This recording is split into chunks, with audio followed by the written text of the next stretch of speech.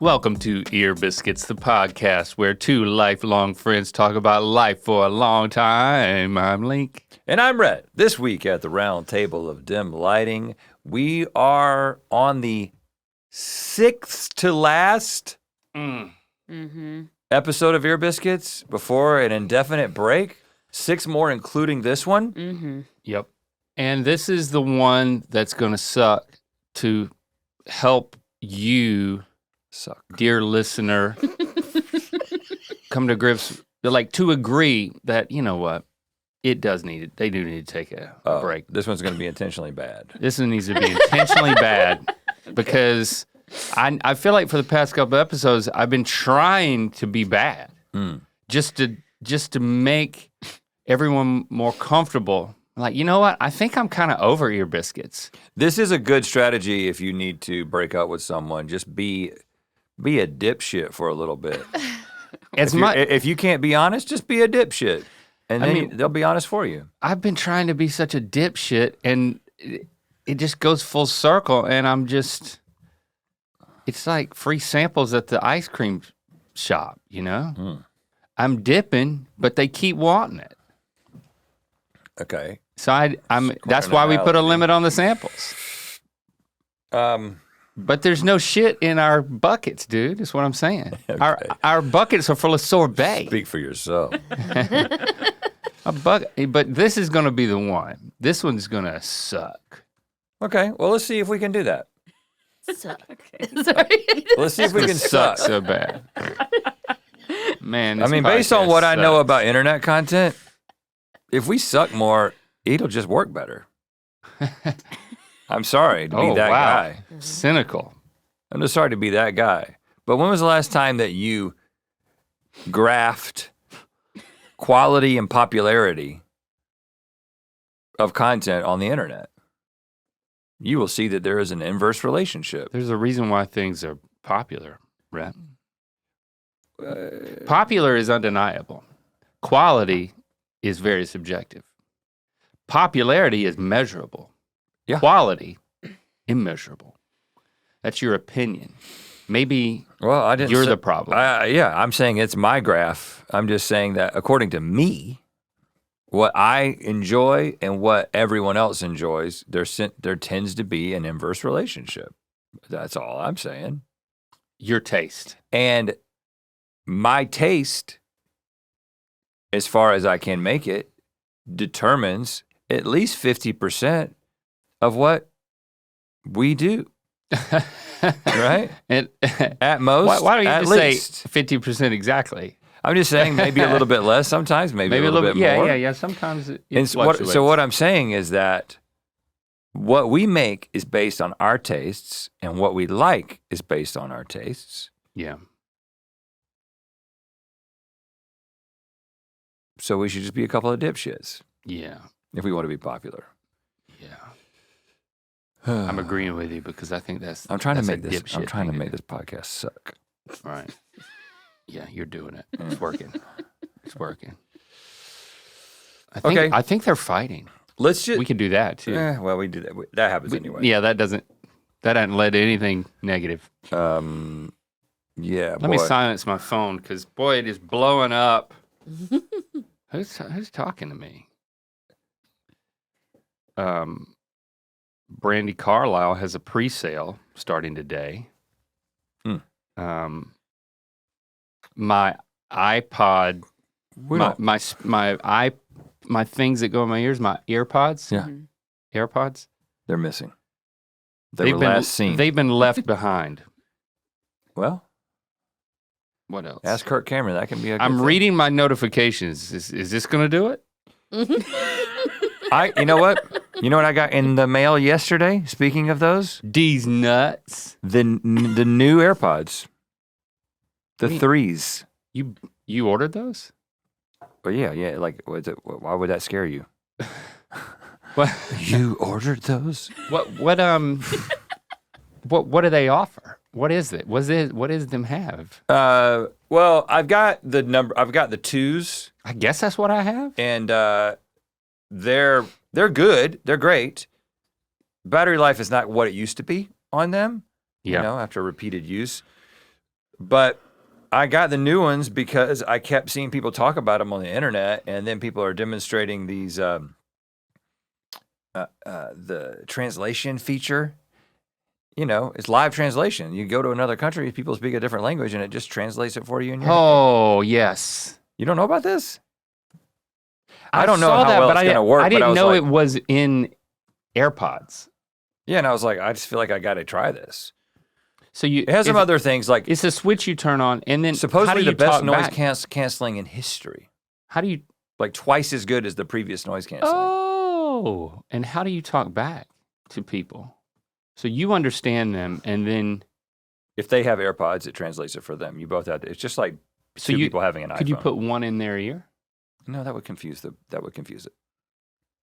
Well, you would. I wouldn't. I'm going to need to learn how to say in Japanese because we're planning Lando's big 16th birthday-versary trip to Japan, and this is huge. Well, this is soon. You better have. Hopefully, you've planned it. That's over Christmas, isn't it? Yeah, you've planned it all. I haven't planned it. I have plane tickets, and I'm about to get hotel tickets. You are cutting it close. Well, don't make me nervous.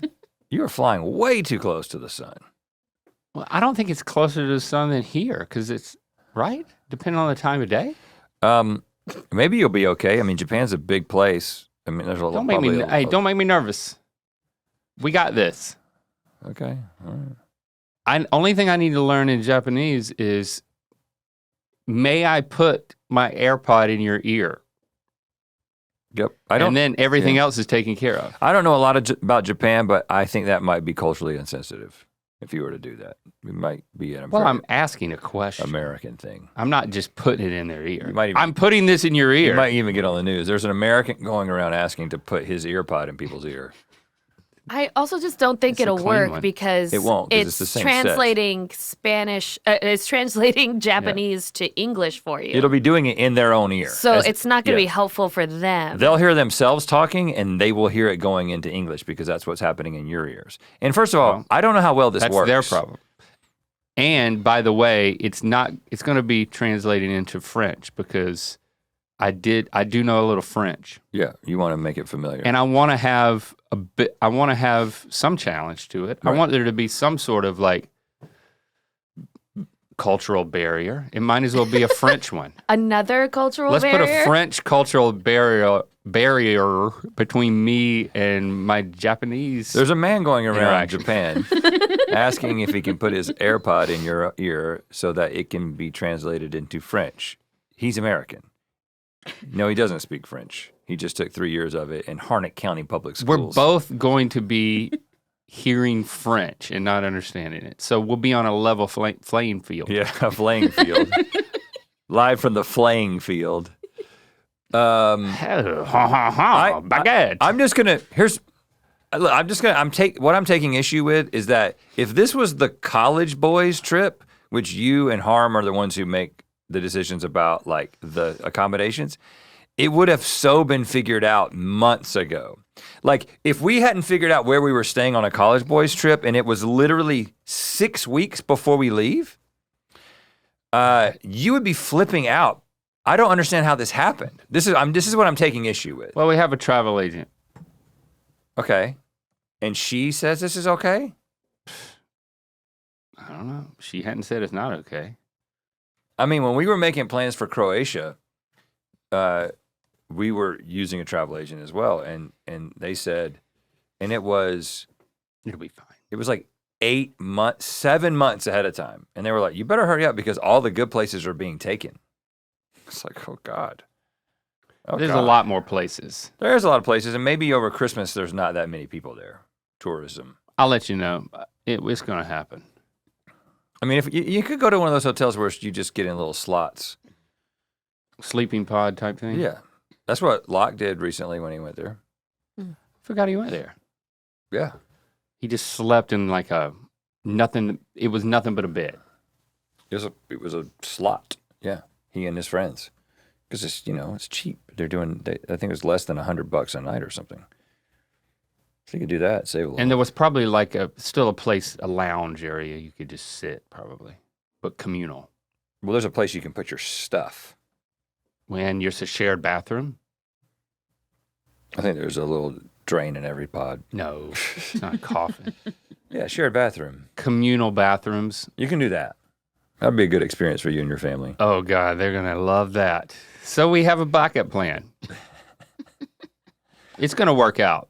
Just say it's gonna work out. I think it'll work out. I'm just surprised that it hasn't been planned yet. Maybe I don't understand It's being planned. Okay. Yeah. Okay. Yeah. I mean, we were looking at hotels last night. I think there's availability. Hold on. It almost didn't suck there for a second, but it still sucked. Yeah, two guys just talking about whether or not there's availability of hotels. Yeah, that's not good. Why would you listen to that podcast? Yeah. There's so many other podcasts that are better than this. Yeah. Which is what we did. You remember we won a Best Podcast Award one time. We beat Radiolab. Yeah, and that's what we said. And we got up and we did a speech and we said, our podcast is not better than Radiolab. And Al Roker, who was the one who presented the award, he was like, well, I've never heard a acceptance speech like that. we were deferential. We're also, keeping it real. That night, DJ Khaled was in the green room, and he was. We were going to meet him. I mean, I didn't know anything about him, but I knew that I had heard the name, and apparently he was being a diva, and I didn't know anything about him.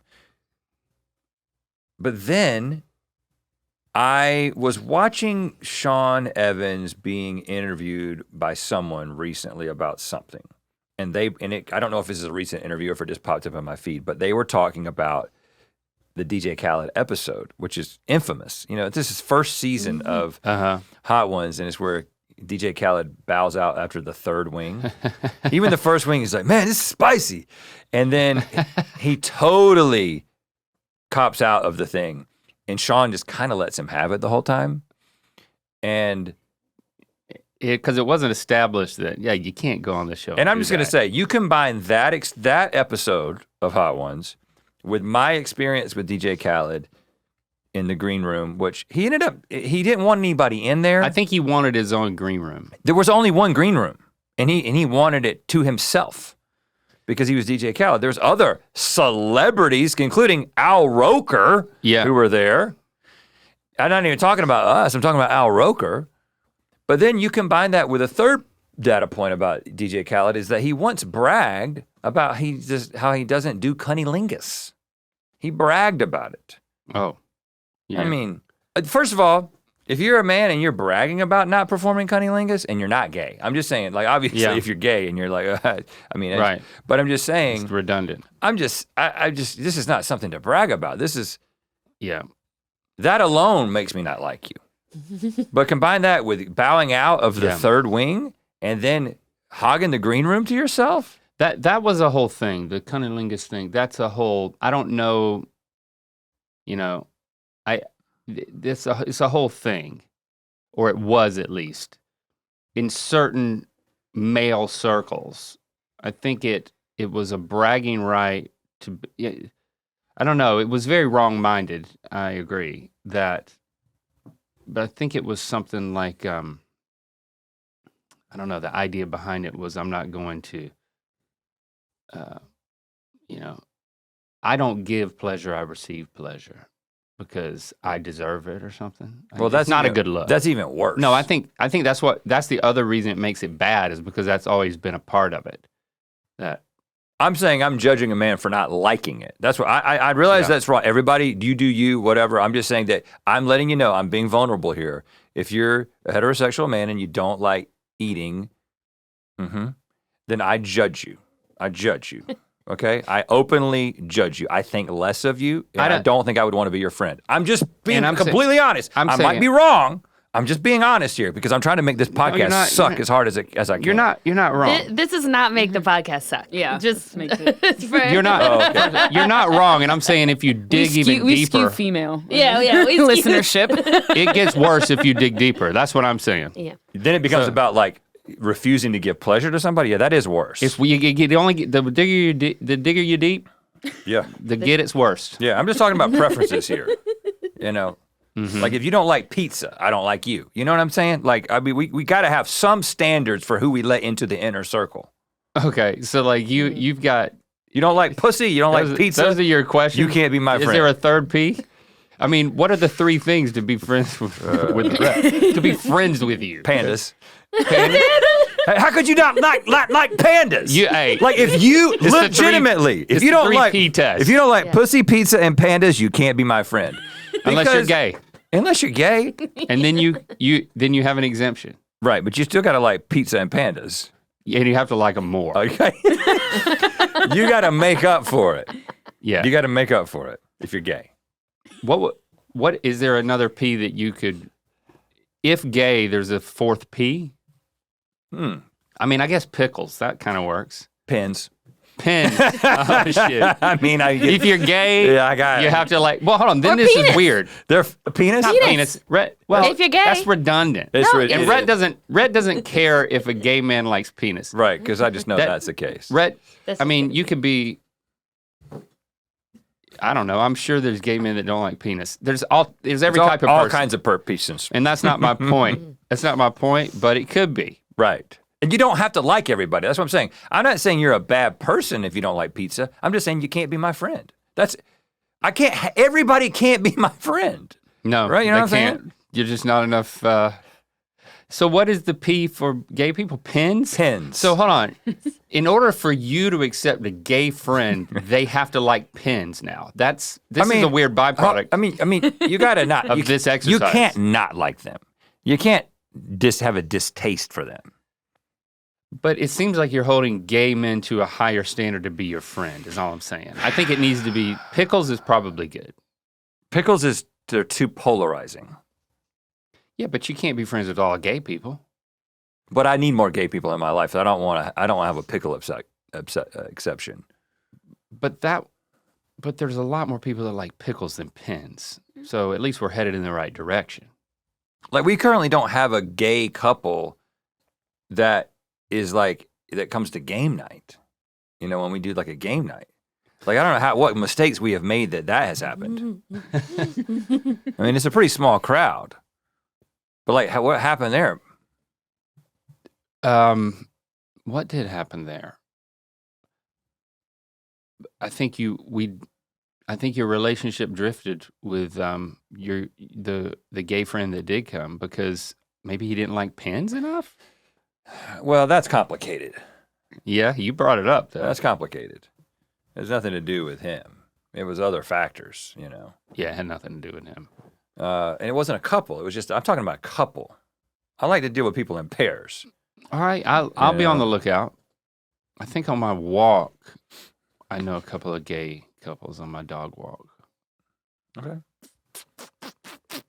I'll work on that, but I'm gonna have to ask him about the 4 Ps. Do you like pizza? Mm-hmm. Do you like pandas? Yeah. And do you like pickles? Pins. I don't want to go. Pins is too high of a standard. It's got to be low. It's got to be like walks on the beach. Yeah, but lots of people. Pedestrian. They dislike pickles. Pedestrian. But pins is kind of like lights. Like, hey, are you gay? Do you like to cross the street at a place where a flashing light comes on when you hit a button? I like that. That requires a lot of context. Are you gay and do you like walking across the street? Let's just keep it at the 2 things, pandas and pizza. Gay people only got to like 2 things to be my friend. It's easier to be your friend if they're gay. Yes. I'm lowering the standard. There you go. Yeah. There you go. Yep. That's good. There you go. We figured it out. I don't think you should try to be friends with a gay couple. I think you should try to be friends with one of them, not the whole couple. That's too high of a standard. Just because they're both men doesn't mean they can both be your friend. Well, they could be lesbians too. Well, no, that's my thing. Whoa, you don't have. I mean, I don't have a lesbian couple in your like tight friend group. No, I don't. I'm gonna work on that too. It's very disingenuous of me. And I'm sure that there's gay couples, lesbian couples, you name it, I bet you they need more straight white men in their lives. This could be a win-win. Well, I will say this, that I've seen a lot of people on the internet talk about how they don't want straight men in their lives, you know? I get it. And I understand that. Like, people are like, Yeah. I don't have any room for straight men in my lives. I'm like, okay, well, I mean, I'm looking for people who like pandas and pizza. That's what I'm looking for, Yeah. you know? So Pins and I'm available. pins and pins. I'm not an asshole, you know? I'm quite pleasant, actually. Do you like penis? Pizza? And pandas? And as a bonus, pins? Well, you can be Rhett's friend at a discounted rate, Right, yeah. you know? Yeah, right. What are my 3 things, Oh, God. you ask? Okay. Well, no, I didn't. Why didn't you ask, dude? Well, it seems like we were figuring out what I was about. Well, we did. Okay. What about me? Well, but this all started with What did this start with? Needing more friends? I'm saying, Oh, don't be your friend. I have a lot of friends. I have a low. Start out with DJ Khaled. Yeah. yeah, but like, I'm just saying Yeah, the that, problem is you don't have enough friends. no, I think I got enough friends. And not in my opinion. But I think I have plenty of friends. I need to do the opposite. I need to start weeding people out. I have more close friends than the average male my age. Okay, I agree with that. And I just feel like if I had that many more, like I got, like once you start really thinking, I got people that I do one thing with. I got a guy I play golf with, Mm-hmm. you know. I got another guy I kind of play golf with, but Oh. but he travels a lot, so that hasn't happened recently, Okay. you know. And then I got the people that, like, I would invite to a birthday party, which I guess is a smaller group. You have enough friends. They're just not gay enough. Yeah, that's what I'm getting at. But what I'm saying is, like, 'Cause where you do you can't draw be the friends with line them. of, like, somebody doesn't like this? Well, I'm just trying to think what my things are. Well, start with what if they don't like this, it pisses you off. Because that's how you find your first P. Our days are jam-packed. Back-to-back meetings, deadlines, and filming. I get so excited to hit my bed. Sleep is so important to me. You already know sleep is one of my favorite things. My hybrid Lisa mattress makes sleep so easy too. I never have to worry if falling asleep will be hard. When Jesse and I go out of town and sleep in hotel rooms, it's nice, you know, but I definitely love going home to my Lisa mattress. It's plush where I want it, firm where I need it, and I actually sleep through the night without tossing and turning. What I love is that Lisa isn't just a mattress, it's a whole experience. Each one is crafted in the USA, designed for how you sleep, and made from premium materials that feel indulgent but supportive. Plus, they give back. Thousands of mattresses donated each year and partnerships to help clean our oceans. It's comfort you can feel good about. Go to lisa.com for 30% off mattresses. Plus, get an extra $50 off with promo code EAR. That's LEESA.com, promo code EAR for 30% off mattresses plus an extra $50 off. Let them know we sent you after checkout. Lisa.com, promo code EAR. Well, we kind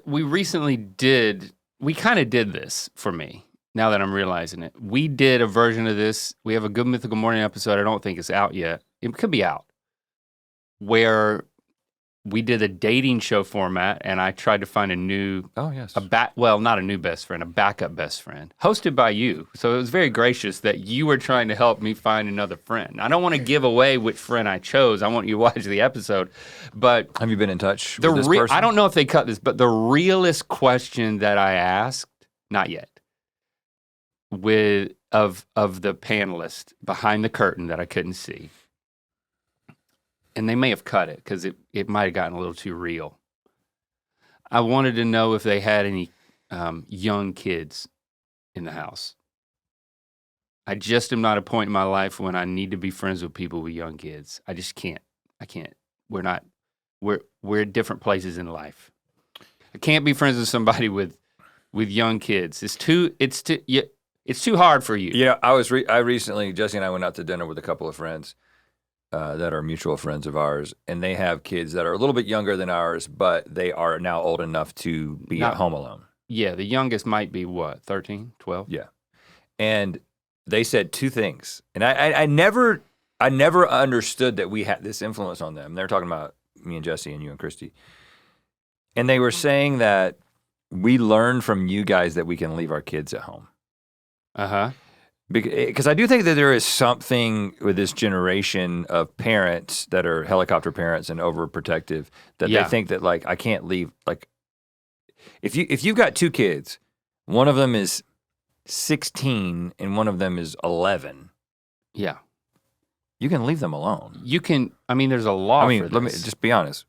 We did a lot younger than that. Just going to be, I don't know what the age was in which we left Locke and Shepherd home. Like, to go out on a date, but, you know, I think we'll be back in 2 hours. One of them, depending on their personality, I think if one of them is 12 or older, you're in the clear. Can we look up the law, the California law on this? Not like leaving them alone like for the weekend, but I'm saying like to go out. Yeah, like because the other thing that was a part of this conversation was not having kids at get-togethers. Not because we set that bar really early with our friends, and we didn't think about it that much either. We were just like, hey, if we're all getting together, we're not all bringing our kids. Somebody's like, our kids invited? I'm like, no. Because we want to have fun. What the hell? This is interesting. In California, there's technically no legal minimum age a child can be left alone, but it says that social workers suggest children should be at least 12 years old before being left alone for up to 4 hours. There you go. I said 12. That's what I thought. Even in California, they leave it to the parents. Who would have thought? It literally says, consider the child's maturity and assess the situation. So I always thought there was an age. I did too. Yeah, it's interesting that. But I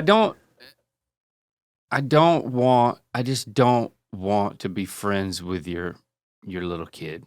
And I'd rather not have to talk about all the challenges you're facing because I'm done with those. And I also forgot. And I forgot. Like you start asking me questions and you about start young asking kids. me questions, and I don't. I have nothing to. I can't help. I don't have. Blocked it out. I don't have accessible experience. Well, and then I get down on myself. I'm like, am I that bad of a dad? No, you're just forgetful. I forget too. I don't remember what I did, but I did a damn good job. Well, let's be honest.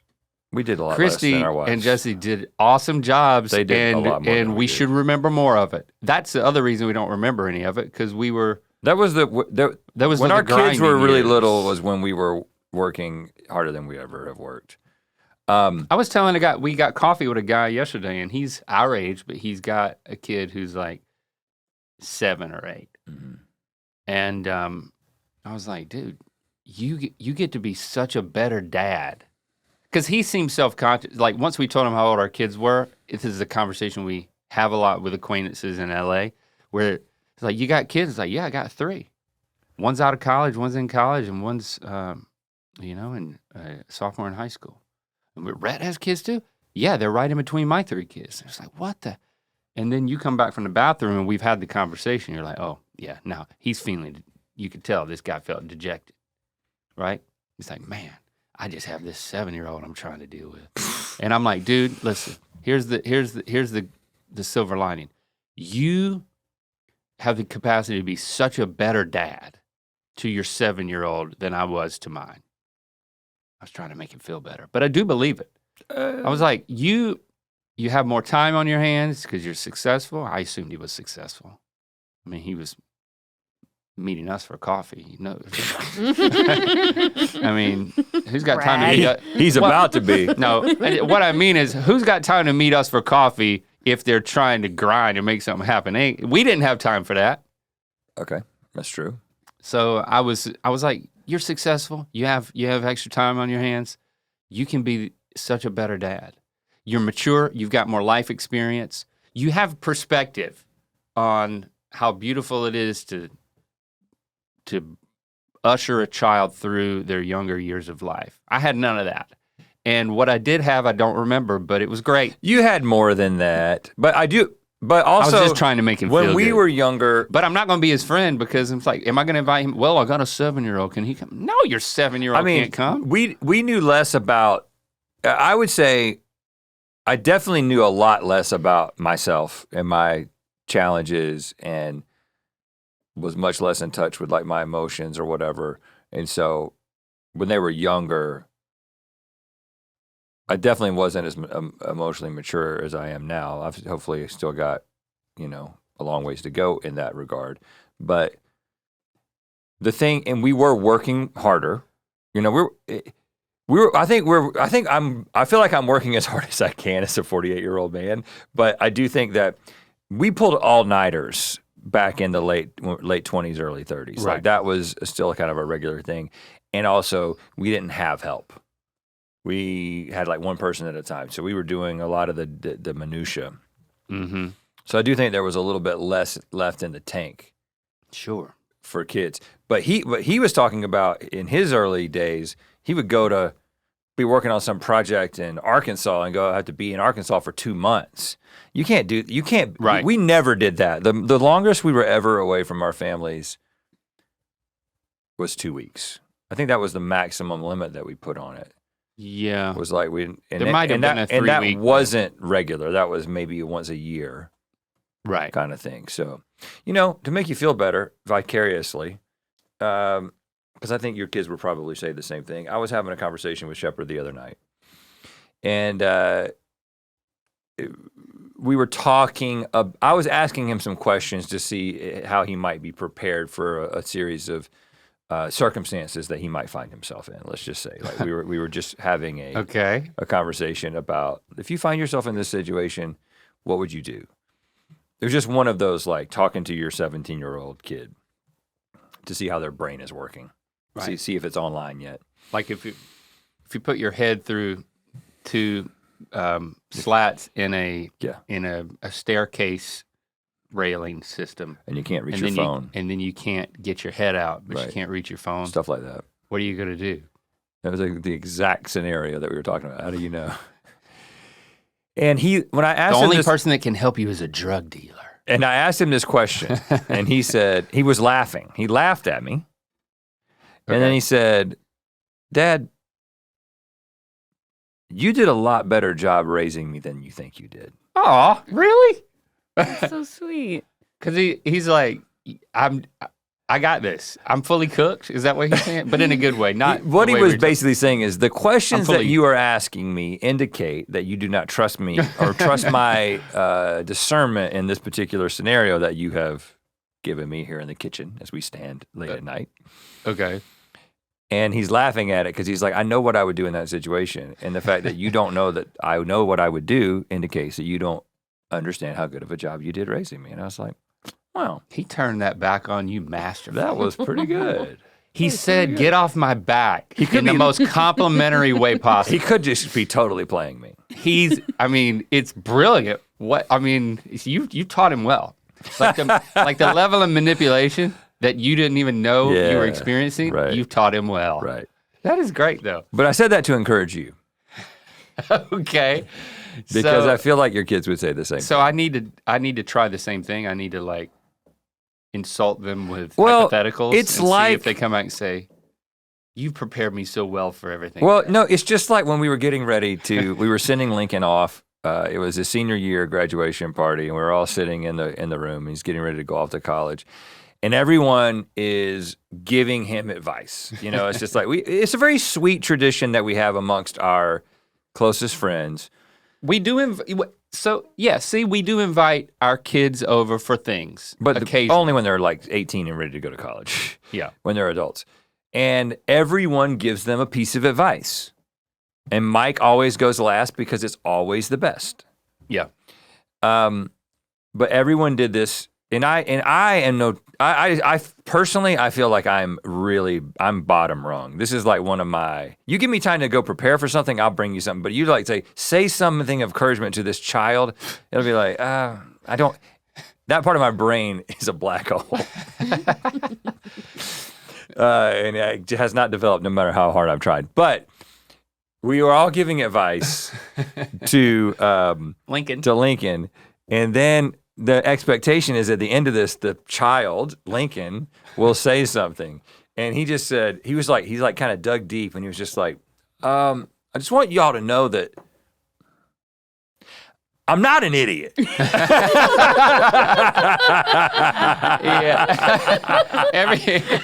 And it was just like, hold on. Literally, that's your child, Link. What do you mean? That's what he said. Did what we said make him did. think that we thought he was an idiot? Or Apparently. I think he was just saying that, like, I know y'all might be worried about. Son, if you go to college and you find yourself with your head stuck between two rungs of a ladder, So don't anyway, panic. Yeah, you should be encouraged, you know? Well, we should all be encouraged. But we're definitely not going to invite you over. In fact, we're very proud of our kids. one of the things that I've been doing lately, speaking of not being friends with people, is I've actually been, you've observed this, I've been reaching out to people who I know from the internet whose work I enjoy and connecting with them. I got one coming into town this weekend, you know? Yes. I'm glad to hear that. See that. And so I'm kind of making those connections. And there's a couple of people back in North Carolina that they're in a field that I respect or would like to connect with or whatever. In a field of entertainment, we'll just say. And I was like, oh, they live really close to where our place is in North Carolina. And then I start looking up and it's like, oh, she just had a baby. And I'm like, close the laptop. Yeah. I'm sorry. I just can't. That's a different stage of life. But does she like pizza? You got a baby? Wait a few years. So that's a trump card, man. It's like, what's the P for? If you just had a baby, woo, you need to be with people who just have babies or don't have babies. So, do you like pizza, pussy, and what? Pandas. Pandas. Pizza, pandas, pussy. Caveat, you haven't in the past 10 years procreated. You don't have a child under 10. You don't have a child that you can leave alone. 12. I mean, we agree on this. So we're going with 12. Right. You can't have a child. You can have children under 12, but you have to have one that's 12 or up that they can take care of them. The next kid that I'm going to interact with willingly is my own grandchildren. Like, that's how I think about it at this point. I don't need anybody else's kids in my life. Well, hold on, my nieces are, back in North Carolina, I got a niece and nephew. They're younger, and I love them. And that's different. That's family. That's family. That's different. Yeah, I don't want to throw my family under the bus. It's like you tell your kids. I didn't mean to even go there. I'm not going to hang out with you until your child is 12. No, I'm going to be the dotiest grandfather. I know, and we actually have Jesse has a close friend who's a close friend of the family, who is with child, and will have a baby probably in January, and she's like, that baby's going to be over here a lot. You're going to be holding this baby, and she's like, it's going to. She knows how I am. Jesse's telling you this. Yeah, she knows that like. I talk like this, but then the baby is in my presence, and I will be, I'll be doting on the baby. Yes, my heart will break. But as long as I don't see the baby, I'm okay. I don't bring your little cute kid around me. Yeah, I don't want to see it. It's avoidance. Yeah. Now, so you're talking about reaching out to people, and you're infiltrating your fields of interest. Infiltrating is not the right word, but I would like to think that I've maybe inspired you to do this because of my own infiltration into my area of interest. I don't know if you've noticed. Yeah, oh yeah. I think many of us have. People are noticing. They're calling it my side quests. Right. I'll post some things. It'll be like bizarre meetings. And I like the idea of that, having a bizarre side quest. I think when people see the people that I am connecting with, they're like, oh, that makes sense. But for some reason, it's always a surprise when they see you with the people that you're connecting with. Because I am infiltrating the world of hip hop. Right. And no strings attached. Just a fan. I'm not trying to be a rapper. I'm not trying to make YouTube content with anybody. Now, do I throw out my credentials? It sounds like you do. Well, there's a Good Mythical More that's now out. We've been waiting for this to come out. We wanted to talk about it specifically here at the Round Table of Dim Lighting because I think I know that it's a conversation that we would have had here that I decided to tell you about it on the Good Mythical More episode. As an example of how things are going to be, Yeah, I wanted to save this story for that. So I don't know what they're calling it. It's probably something about like, did Link completely embarrass himself in front of his musical hero, or Link meets the Alchemist and it doesn't go well, or I'm sure there's some sensational title, but it's basically just the story of me having my first meeting with hip hop producer and rapper extraordinaire, the Alchemist. And let me interject just for those of you listening or watching. So again, this is a Good Mythical More, and I don't know what we ended up calling it, but this is the challenge. I'm just gonna talk shop with y'all for a second. The challenge with taking this kind of content and bringing it into Good Mythical More is that because it's not called We Tried New Snacks or some version of We Tried New Snacks, and it's Link embarrasses himself in front of his hero, that title is much more of an Ear Biscuits title, right? I'm not saying that we don't do things. If we were only concerned about views, then every single episode, without any exception, would be us eating food, and we would do it in Good Mythical Morning, and we would do it in Good Mythical More. That isn't our only, getting views and sustaining this business is not the only goal. So we do a lot of other things that we know are not going to perform well, right? As well. We hope that they will perform well. We see the people talking about, I wish you did more of this because that's what I like as a fan who watches a lot. And we take that into account and we try to find that balance. And that balance is probably not where you want it to be, but it's where someone else wants it to be. It's also not where someone else who disagrees with you on the other end of the scale wants it to be. So it can't make everybody happy all of the time. But I'm just letting you know. But it's pretty close to where we want it to be. But it is a constant... It's a constant tension to keep it where we want it to be. I would like the balance to be less food. I agree with that. So we're living in a tension. We go between this. Okay, if you take 5 episodes, right? 5 episodes of GMM. Let's just talk GMM for a second. So you take 5 episodes of GMM. So right now, 3 out of the 5 are food related. Yep. Sometimes one of those 4th or 5th ends up having food in it, even though it has nothing to do with food, but it has food in it, and then that's translated into the thumbnail because algorithm. Yeah. We, the two of us, pushed to go to 2 food episodes, so 2 out of 5, so a minority of episodes, and we did that for like a season or 2. That's right. And that season did not perform well, right? Right. And again, that is a factor because how well it affects everything about our business, how those perform, because it's not just the AdSense revenue, but the average view count that you get on a video is how brands that work with you judge how much they're going to pay you, right? And we're not like trying to sit around and be Scrooge McDuck around here, like swimming in cash. What we're trying to do is we're trying to have a sustainable business, and so that balance is right now it's at 3 out of 5. Hopefully that can get back down to 2 out of 5, but what it takes is the people who like the non-food episodes to show up. That's what it takes. It just takes you to show up. So what I'm going to do now is that the standard for Good Mythical More is not as high as the standard for Good Mythical Morning, right? It doesn't have as much engagement. But we want to move these conversations to Good Mythical More, but what we're asking you to do is to show up. We're just asking you to show up.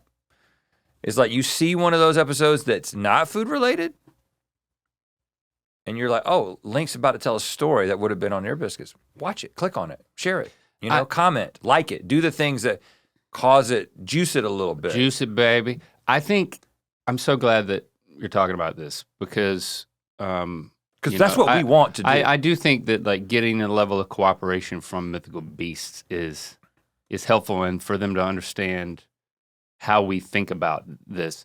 I will also add, and I guess ask, that no matter what the title of the Good Mythical More is, our objective is to create an environment of unpredictable conversation and like surprising and delightful conversation, which is, a big part of what I'm going to miss from sitting at this table is just the being able to goof off and say things, just not knowing what's going to come of it. And is it a comedic exercise? Yes, but it's a creative exercise. It's fun to do that. And there's a challenge there, and there's a dance. And I think that's the energy that we bring to every single episode of Good Mythical More, especially as it evolves. So what the team helps us with is they give us a task or they give us a concept that is a way in. It does something for us, and it does something for the algorithm, and it does something for a potential viewer. So it draws people in because it's an understandable title and thumbnail that you might think you would be interested in seeing. And then, so we're going to be doing that quite a bit. It might be tasting snacks, but if I've got a story that I don't think is a clickable thing, but it's just like I did this dumb thing and I need to tell you about it. Yeah, I'll tell you that story while we're tasting snacks, and you might just need to watch Good Mythical More in order to know that story happened. And about halfway through, we might just abandon the snacks. Might abandon if we really get on a roll. Right. But if we don't get on a roll, then we at least have the snacks as something that's kind of like a spine to the episode. It gives us a sense of structure that we can deviate from. So I'm actually very excited about Good Mythical More becoming even more of a playground for different things, some of which we talked about here, the potential for maybe throwing in a voicemail here or there, like all that type of stuff. It's all just floating out there and we're seeing, but I guess to get back to what I was saying about this episode, I took video of me meeting Uncle Al for the second time. Now, the first time I met him, I didn't take any pictures or video. It was at a concert, and he was standing like off the side stage, and we had like what you might expect to be a forced and not as brief as it needed to be conversation. But this one was documented. My point of view, I'm filming, and I ask you to like process it and give me feedback on how bad was this? Because this interaction meant a lot to me. And I think it was pretty funny. I believe so. I think that our conversation was pretty funny. I got a kick out of it. My feelings weren't hurt, but I'm sure your feelings will be hurt in the comments. I'm saying that the fictitious world that people create in the comments will be one in which your feelings will hurt. Oh, but they won't be. Right. I'm just saying that people will think that my feelings are the being fantastical. Hurt, no, I subjected myself to an analysis for the sake of the comedy of it because I knew it was ridiculous. And it's fine. My two friends can't wait to see it. The ones who they were like, "What? Just send me the video." I'm like, "It's not out yet." I'm just letting you know because they were laughing. At I encourage your fantastical delusion. Okay, I encourage it because it helps with engagement. I am feeding in. If you have a fantastical delusion in which Link is constantly made fun of, and his feelings are always hurt, I encourage you to continue believing that because it causes you to comment, and comments help. The whole point that I'm trying to get across is that we need your engagement, right? I'm in charge of putting things up for. Ridicule is too strong of a word, but that's the exercise. Well, it was your idea. That's exactly what I'm saying. And just let you know, that's exactly what I'm saying. If you play this video And I didn't know what was going to happen in the video, but I already knew that my angle was going to be, I'm going to make fun of him and make him feel that he did a horrible thing. Because that's funnier. Yes. It's funnier than me saying, you know what? You should feel great about this. Right. You should feel fine. Unless I was doing that as a sarcastic thing. Because again, I may not be as funny as you want me to be, but I'm trying really hard. Like that's what I'm trying to do. Right. And I get it. I man. but I also appreciate the people. I always, again, you go to Reddit more than I do. But I do go over there quite a bit, and I will get caught up, so I probably end up seeing most of the conversations. And there's always the conversation about what we're talking about, and then there's a person who comes in and says, guys, it's entertainment. They're entertainers. And it's just so interesting to see that I'm not saying, hey, we're entertainers. I'm saying, believe what you want to believe. Just because it makes the world a beautiful place, you know? Because you believe what you're going to believe because you're going to anyway. You're going to anyway. I think it's really what you're saying. Yeah. Since that event, much more recently, and now this has been posted on Instagram, and before I think this Mythical More came out, I met the Alchemist for a second time. So I have a follow-up that I will give you here to that first meeting. I went to the Freddie Gibbs Alchemist Alfredo 2 tour stop in downtown LA. I should have gone both nights. And I was gonna go both nights. And then I freaking, Christy, I don't know, she thought it was fun. She thinks it's funny that I'm such a fanboy. Why would you go both nights? That's what she said. I'm like, because I'm a fanboy. I want to be there. But like the first night, I wanted to get the VIP record and not have to burden my friends to get there early. And then I was going to go in early and I was going to stay and I was going to be at the rail. But I didn't want to go with my friends that I bought tickets with and ask them to show up and stand at the rail for 3 hours. That's what it would take. I mean, doors open at 7. You mean went on at 9:30. You mean the front of the thing? Yeah, the front of the stage. That's a nightmare. You have a stadium pal so you can pee in your leg? So I didn't end up doing that, and I only went the second night. And because of the experience I had, I wish that I would have gone the first night because I didn't get to watch.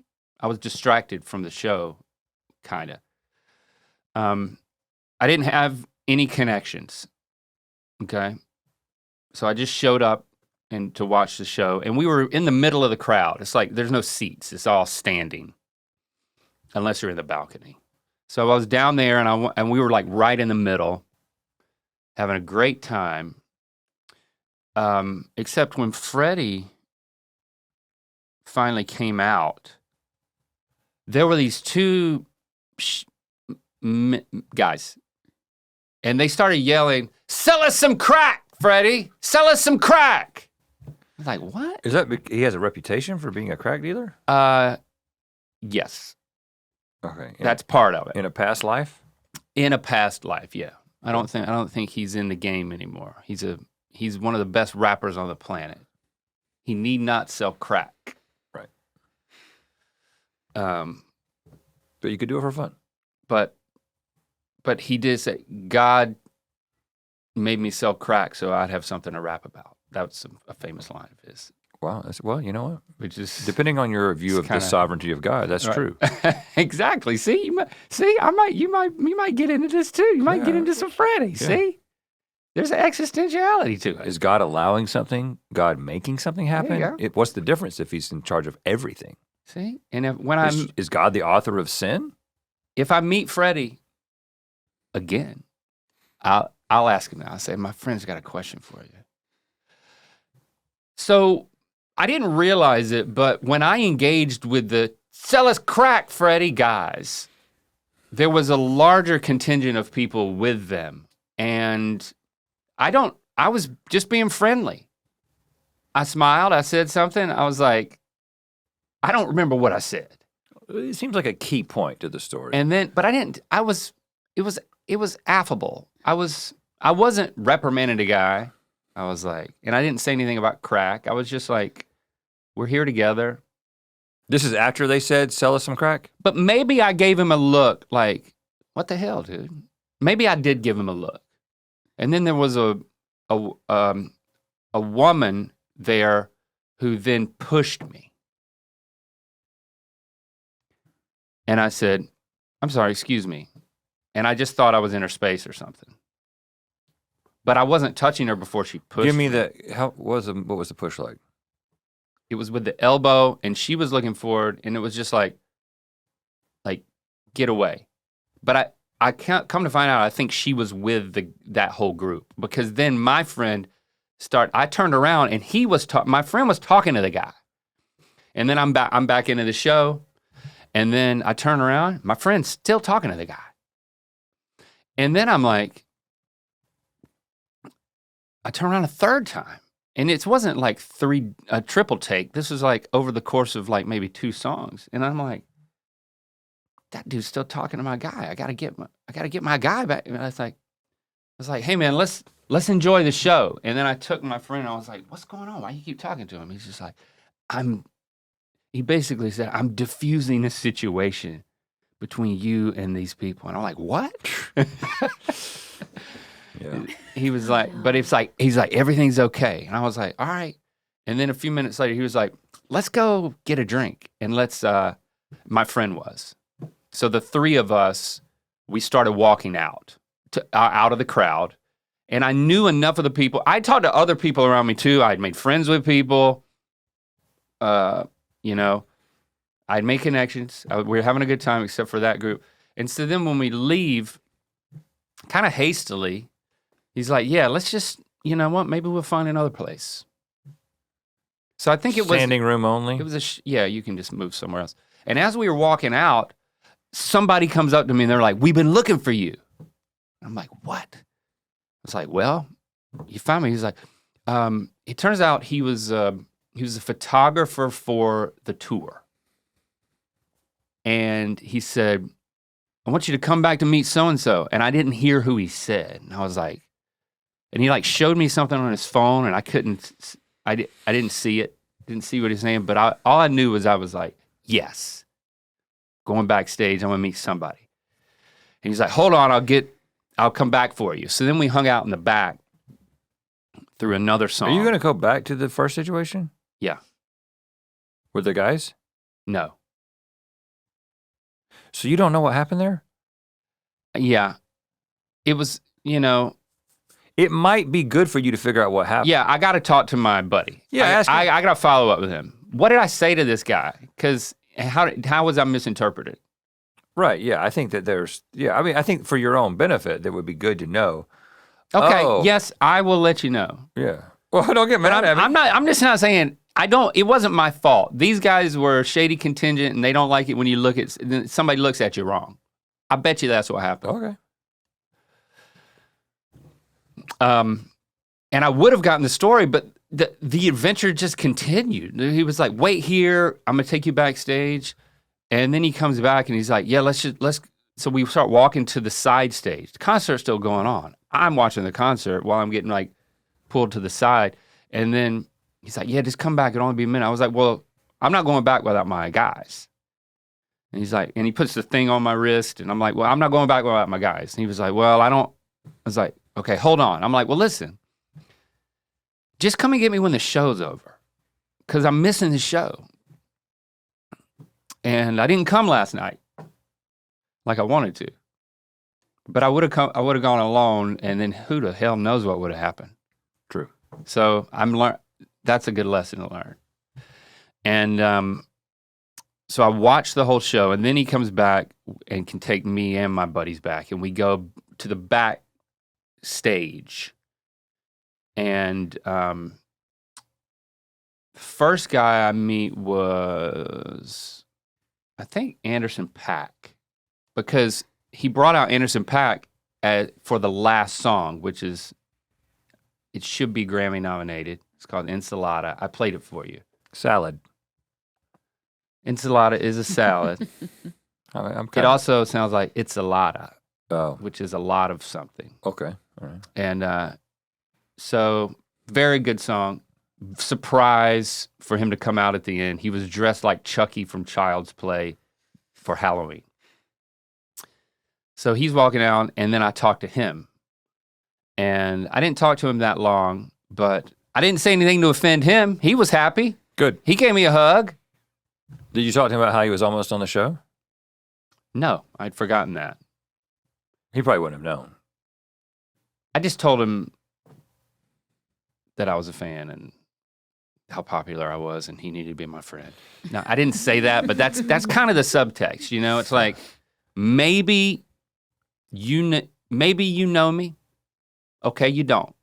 I'm a fan. Somebody's taking pictures of us right now. So maybe this is the start of a friendship. How did that go?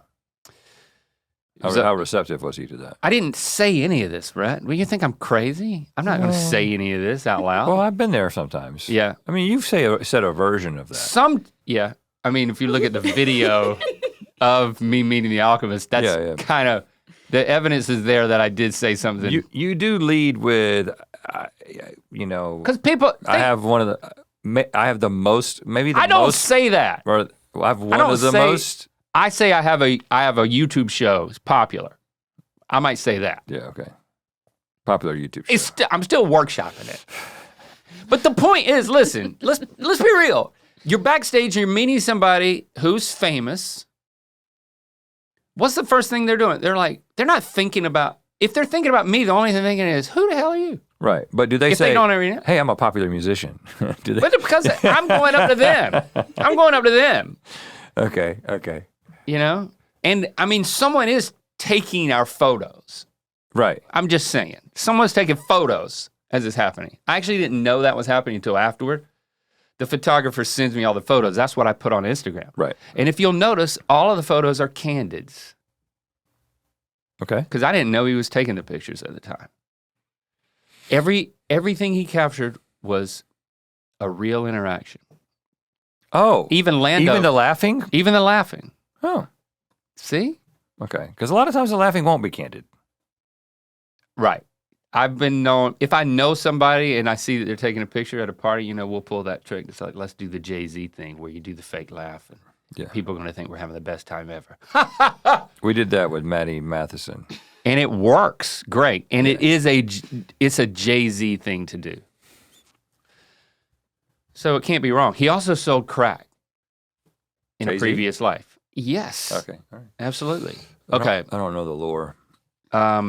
So anyway, it happens to the best of us, We sell crack and then we get successful in another way and we leave that life behind. Yeah. But we do what we can for those that are still in the game. Everybody has their own background. It depends on where you're from. We go on staff with Campus Crusade. Some people sell crack. And then you kind of all just end up at the same backstage party. Yeah. Well, it's like I worked a summer in a tobacco field and now I do what I can for the smokers. Yeah. No, I don't, but we had an anti-vaping message. What is my We had point? the Surgeon General What's on my GMM to have an anti-vaping message. Do you talk about that? That's what I was telling everybody. You could lead with that. You could be like, "Hey, I've met the Surgeon General. He was on my show. It was an anti-vaping movement." That probably won't go over too well. Yeah. Vaping is not big in the hip hop community. Okay. It's not real enough. I don't think it's just not, you don't really see vapes. Okay, so it's just a straight smoke situation. I think it is, yeah. You want to taste the poison. I've seen a lot of that. Mm-hmm. Okay. Smelled a lot of that. Okay. Then I met Earl Sweatshirt. Earl Sweatshirt, who his real given name? That's his given name. He's a talented dude. You don't even know what you're missing out on until you get some Earl Sweatshirt in your life. All right. And when you get some Earl in your life, you're going to be like, what am I missing? And it's like, yes, you are the problem. Just remember, when you let Earl Sweatshirt into your life, no matter what you think at first, you are the problem. So you need to adjust. Okay. And got some pictures taken there. I didn't love those pictures because there was a guy standing not in between us, but behind us, in between us. And He didn't look interested. AI his ass out. I know he needed to AI his ass out or something. But all the other photos were great. And Freddie comes out, and I talked to him for a while. Big hands on that guy. Crack selling hands. Yeah, he could hold it. He could stir. He could put the fork in the pot or whatever they do. He can grab the fork Right. Yeah. in the pot Yeah. and do the stir or whatever. Well, that's really, making it. Selling really it. well. Making it and selling are two different I think. things. Yeah, I think you want to be making it. Yeah. Really? Yes. You want to have the fork in the pot. You don't want to be on the street. Okay. See how much I can teach you? I don't think that's right though. It's right. You want to be making it. You don't want to be the one selling it. Is that from a lyric? You want your people selling it. You don't want to be on the front lines. You want to be insulated. I mean, you want to be counting the money. You want your thumbs bloody from counting the money. Man. Yeah, that's kind of what I meant with crack selling hands. It's like big You wanna hands use to one of hold those? lots of cash, but Oh, you're hold not cash. the literal person making the drugs. You got somebody working for you making the drugs. Oh, even that? Yeah. Like a bunch of naked women in a room That's Escobar, yeah. or something. I know less about that. I didn't talk to him about any of this. Good. I think I said something alluding to, I was the first person he talked to when he came out. Not because I was trying to ambush him, but I was just there. It's like, this is how I stand next to the kitchen at a party so all the hors d'oeuvres come straight Yes, to me. yes. I learned this from you. Yeah. I'm going to be right next to this door. He comes out the door, boom, I'm there. I talk to him. But then I'm like, I'll let you make your rounds. We'll catch up later. I was kind of insinuating, I'm open to hanging later if you want to be friends. Mm-hmm. But I didn't use those words, see? I'm getting Okay. better at this. Okay. We didn't hang out later. But how did the conversation go? Well, you can look at the pictures and you can see the progression. The first picture, I'm looking at him and he's looking at the camera as if to ask, who the hell is this? Second picture, he's staring at me, I'm staring at him. We're trying to size each other up. Mm-hmm. I think the third picture, he's like, oh. Most popular show. Most popular show on YouTube. I don't know. Well, I think that's what he was reacting to. And then there was another one after that was like, yeah. It was something a little bit different. And then there was the face-off photo where I think I was about to grab his face and he was about to grab my ass. I can't tell what was happening. What was Could have just been a happening? hug. I did see that. I think one. it was just. Your faces are I very think we were close. going in for a hug, But then you decided to talk. but I was also talking while going. I was whispering in his ear while I was hugging him. Saying what? I'll be around later if you want to hang out and be friends. I don't know. I don't remember what I said. Okay. It was high pressure, dude. You know when you go into a high pressure situation and then when it's over, everybody's like, "You did great." I'm like, I don't remember any of it. Okay. That's how it felt. And then? I saw the Alchemist standing over on the side, and I had a decision to make at this point. I'm like, am I gonna bring up our previous interaction from what was no more than 3 weeks earlier, you know? That, according to your assessment, was not a stellar performance on my part. Right.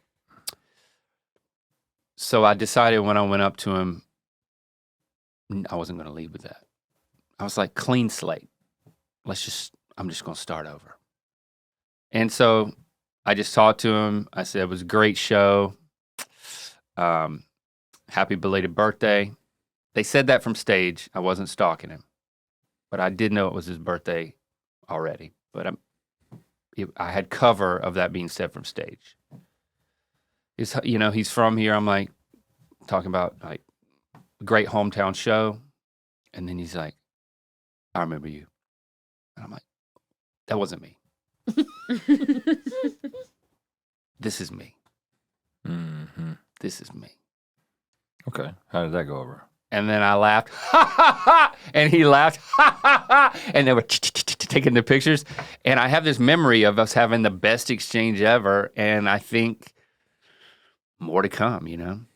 Did you really say that wasn't me as a joke? No, I didn't. That would have been a good joke. It would have been a good joke. I don't know what joke I told him that made him laugh, but I think it was, I think I was talking about how, not you, but how Christy makes fun of me for being such a fan. I know I talked to him about that, but I didn't have any records for him to sign, including the VIP record that I went early to get. I paid extra money to get a signed copy exclusive to the show.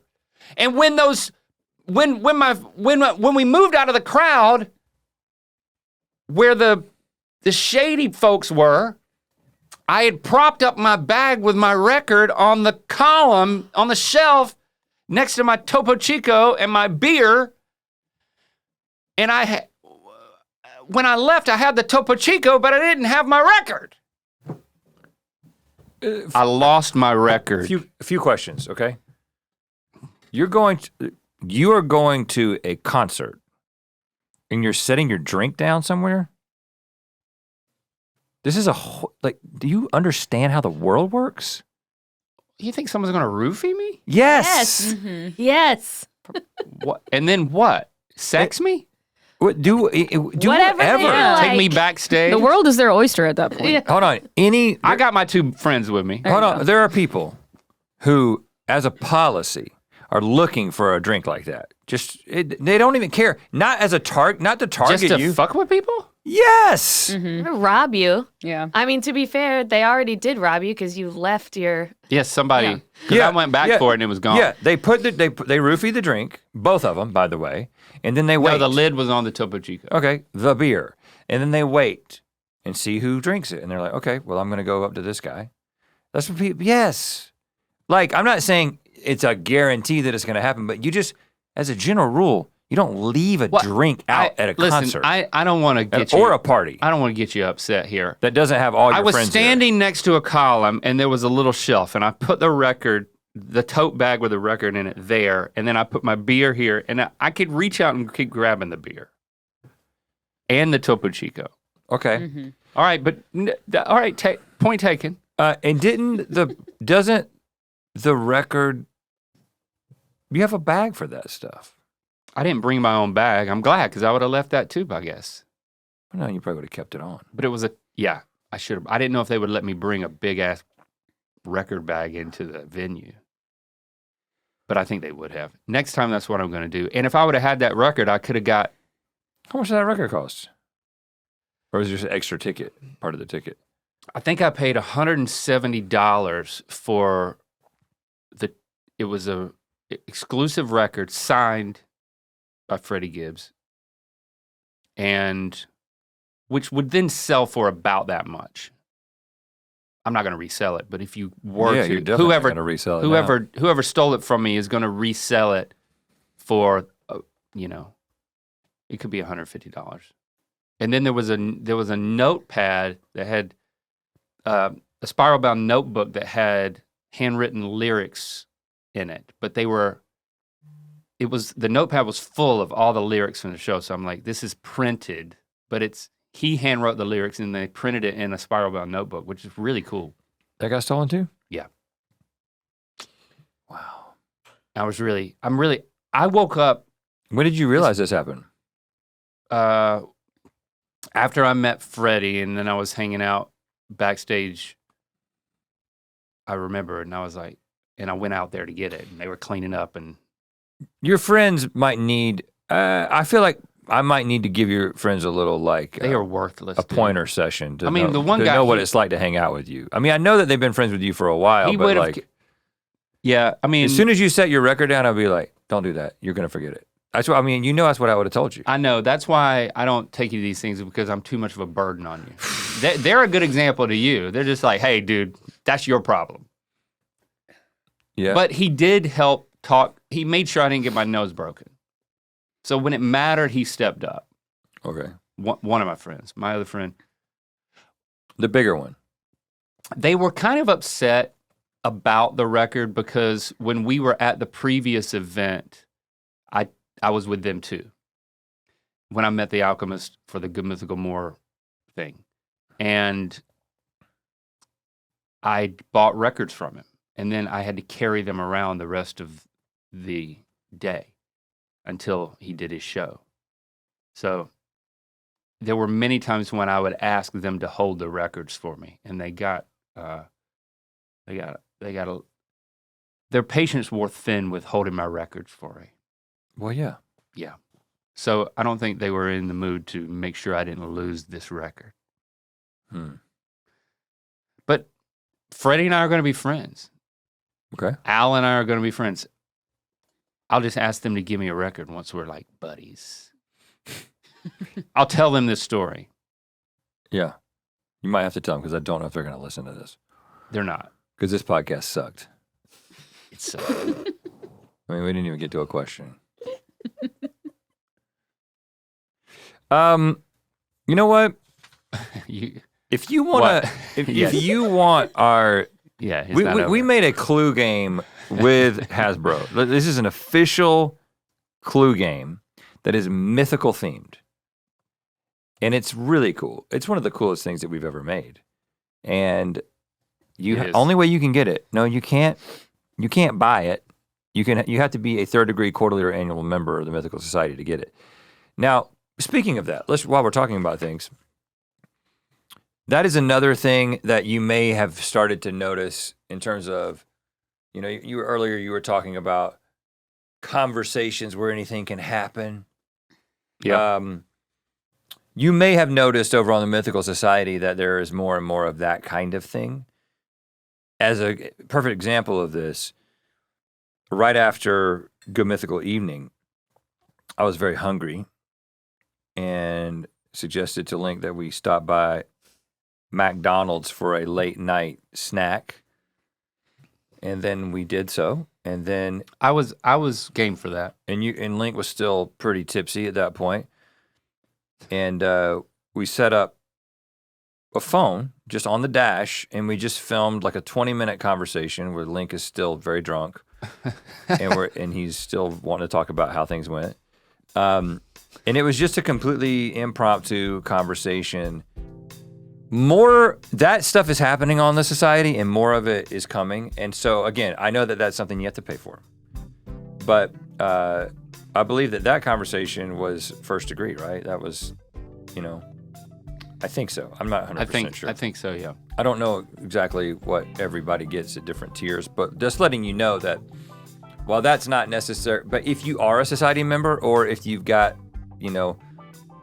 a little disposable cash to be able to be a part of that, there is going to be more of that over there.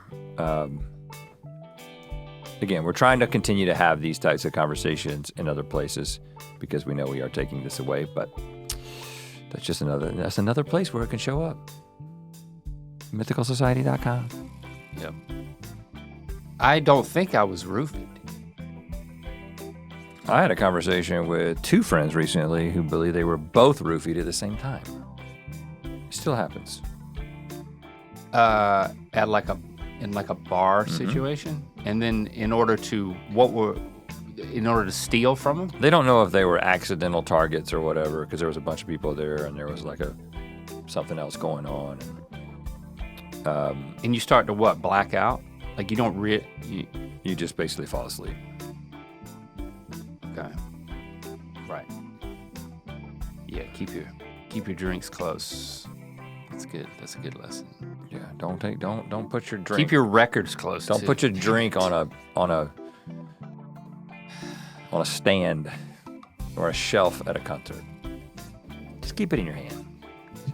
Keep it in my hand, yeah. Until you're done with it, then set it down. Word to the wise. Word to your mother. Hi, Rhett and Link, and Jenna and Jamie. This is Stella from Orlando, Florida, and I just got finished listening to your guys' announcement that your Biscuits is going away indefinitely, and I just wanted to leave you guys with my first thought, which was the amazing quote by Winnie the Pooh himself, "How lucky I am to have something that makes saying goodbye so hard." And I just want to thank you guys. I listen to you guys while I work. I drive for work, and you guys have been the best part of my Mondays. And yeah, love you guys, and to totally support whatever you guys need to do. And can't wait to hear more stories on GMMore. Love you guys. Bye. Join the Mythical Society 3rd Degree Quarterly or Annual now to get the Mythical Clue Game.